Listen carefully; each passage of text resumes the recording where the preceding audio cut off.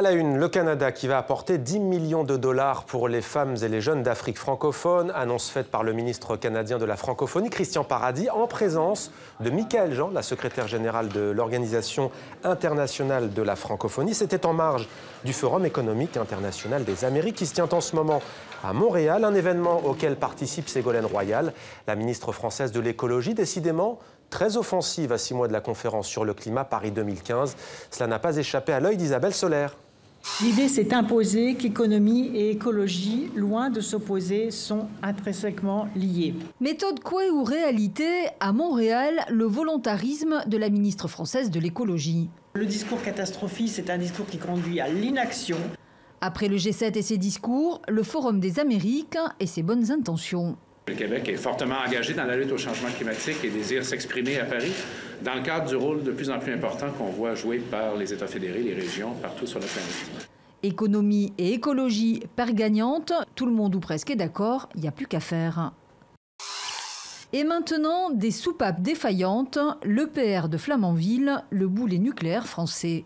Dans les essais faits en 2014, il a été observé, pour certains essais, que la soupape ne s'ouvrait pas comme attendu et, dans un cas, qu'elle ne s'était pas refermée. Le réacteur nouvelle génération, un gouffre financier à la sécurité défaillante. Alors surtout, ne démarrons pas un réacteur qui sera ensuite contaminé, qui sera ensuite irradiant, qui posera d'énormes difficultés, qui coûtera encore plus cher. L'EPR, pas condamné selon la ministre de l'écologie, ou plutôt pas encore, verdict cet été.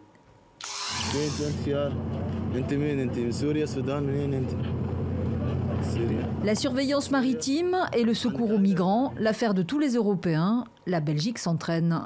Jusqu'à présent, chaque fois qu'on a une opération, je vais dire que ça s'est relativement bien passé. Un exercice rapidement grandeur nature. Ce matin, pour la seconde fois en une semaine, le navire le Godessia secourait 134 migrants en détresse. Comment la Suisse gère-t-elle ses réfugiés, exemple à Zurich, dans un village test? L'ambition, regrouper pour accélérer la procédure d'asile. Première estimation, délai d'attente réduit de 30%. Les gens comprennent plus facilement la procédure et peuvent estimer s'ils ont ou non la chance d'obtenir une protection. Phase test prolongée, pas le choix. D'ici 2020, la Suisse devra accueillir 5000 requérants dans 6 centres comme celui-ci. La France a livré des armes aux rebelles syriens dès 2012, malgré l'embargo européen en place alors. C'est l'une des révélations de l'enquête signée Xavier Panon. Bonsoir, merci d'être avec nous dans 64 minutes sur TV5 Monde. Vous êtes l'auteur de ce livre « Dans les coulisses de la diplomatie française, de Sarkozy à Hollande ». C'est publié aux éditions L'Archipel. Alors vous passez en revue des dossiers comme le Mali, l'Irak, la Grèce, la Syrie, l'Ukraine, autant de sujets et d'affaires très sensibles. Xavier Panon, qu'est-ce qui distingue au fond la diplomatie de Nicolas Sarkozy, l'ancien président, à celle de l'actuel président français, François Hollande? Pas mal de choses. D'abord, les outils, la manière de gérer la diplomatie n'est pas la même. Nicolas Sarkozy avait concentré le pouvoir dans ses mains à l'Élysée, avec en particulier Claude Guéant, marginalisant largement quand même le Quai d'Orsay de l'époque, même si ensuite, vers la fin, Alain Juppé a rétabli l'équilibre. Hollande, lui, est arrivé avec une volonté de rétablir un fonctionnement un peu plus collectif dans la machine diplomatique. Donc ça, c'est au niveau des outils de la diplomatie. Ensuite, le style est évidemment très différent, ça on sait bien. Bon, Nicolas Sarkozy a un style beaucoup plus cash, il est direct, c'est un fonceur, il fait des coups et il n'hésite pas à s'adresser de manière parfois extrêmement directe à ses interlocuteurs. Ouais. Tout à fait. François Hollande, lui, a adopté une politique, une attitude beaucoup plus calme, beaucoup plus pondérée. Il a voulu être plus prévisible qu'imprévisible, à la différence de Nicolas Sarkozy. Et sur le fond, il y a aussi évidemment quand même plus que des nuances. Pour schématiser, on dira que Nicolas Sarkozy est arrivé avec une volonté de rupture par rapport à Chirac, donc d'un marquage plus occidentaliste, plus pro-américain, plus pro-israélien que Chirac. Hollande a une attitude un peu plus mixte.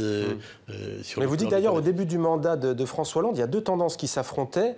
Si on schématise, les néo-gaullistes et ceux, il me semble, que vous appelez la secte. Expliquez-nous ces deux tendances, vous allez sourire. Oui, alors, c'est au Quai d'Orsay où ils ont appelé la secte. C'est un certain nombre de diplomates de tendance entre guillemets néoconservatrices, c'est-à-dire que bon, ils ont des positions un peu plus fermes que les gaulo-mitterrandiens et plus peut-être proches des Américains que l'autre tendance gaulo-mitterrandienne. Hubert Védrine, un néo-gaulliste, et qui incarne justement cette entre guillemets secte? Alors là, ce sont un certain nombre de diplomates voilà, qui ont des positions, des postures, des positions, vous voyez par exemple, plus pro-israéliennes, plus pro-américaines, globalement, parce qu'il y a aussi quand même, c'est un peu plus subtil que ça après. Oui. Alors on peut lire notamment tout occupant de l'Élysée, de droite comme de gauche, revendique un credo plus ambitieux, la France, puissance moyenne à vocation mondiale, c'est-à-dire?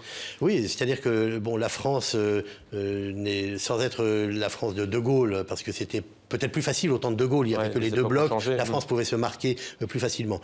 Oui, la France est une puissance moyenne à vocation mondiale, c'est-à-dire qu'elle n'est pas effectivement la grande puissance, mais elle a toujours eu la volonté de peser dans les affaires du monde, avec en particulier ce que chaque président se sent obligé de porter, comme ce que j'appelle le syndrome de Chantecler, le coq qui tous les matins croit qu'il lève le soleil tout seul, avec ses chants. Là, les présidents français se sentent toujours porteurs des valeurs soi-disant universelles de la France. Tout en étant pragmatique. Et vous ajoutez François Hollande, qui se trouve au Mexique, proclame ceci: nous souhaitons jouer le rôle de trait d'union, écouter face aux crises du monde.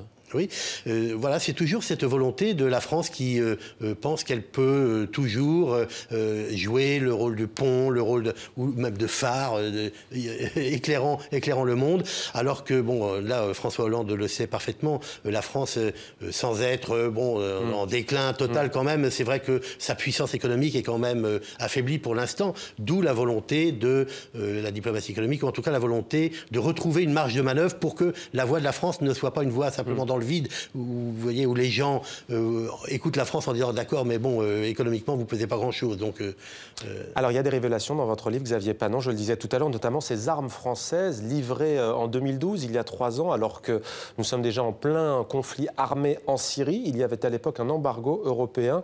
De quoi tirez-vous ces informations? Eh bien, d'un certain nombre de confidences qu'il m'a fallu pas mal de temps pour en avoir confirmation. En fait, donc, quand François Hollande est arrivé en 2012, après Nicolas Sarkozy, il a tout de suite été d'ailleurs attaqué par Nicolas Sarkozy, qui depuis n'a pas cessé ses attaques sur la politique étrangère de la France, encore hier en Israël. Le premier missile lancé par Sarkozy dès le mois d'août 2012, c'était sur la Syrie. Hollande, vous ne faites rien, vous êtes mollasson, vous ne faites rien. Bon.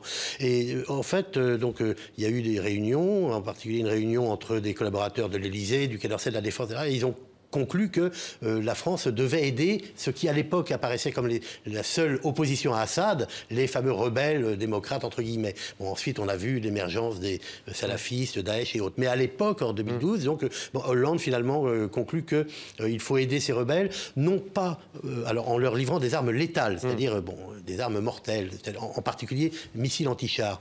Il ne s'agissait pas de croire qu'on allait renverser comme ça soudainement Hafez el-Assad. Mais à l'époque, il y avait l'idée de créer une opposition aussi. Voilà, mais c'était pour conforter l'opposition, puisqu'on sait que sur le terrain, le chef, c'est celui qui distribue les armes. Et donc, à l'époque, il y avait un général, Idriss, qu'il fallait conforter. Pour autant, François Hollande apparaît dans cette 5e République comme celui qui intervient le plus sur des terrains armés, Mali, Centrafrique, vous en parlez dans votre livre. Oui, il intervient beaucoup, mais bon, nécessité fait loi, ou on dira que la conjoncture fait également la stature. C'est-à-dire que, bon, dans le cas du Mali, finalement, même s'il voulait changer le rapport avec la France-Afrique, il a bien été obligé finalement de faire ce qui était prévu par les militaires depuis longtemps, c'est-à-dire quand même empêcher la descente des islamistes, donc de transformer le Mali en république islamiste. Donc à chaque fois, en fait, comme pour la Centrafrique, au début 2013, il refuse de soutenir le président de l'époque, Bozizé, qui est balayé au bout de 3 mois, et finalement le décembre suivant,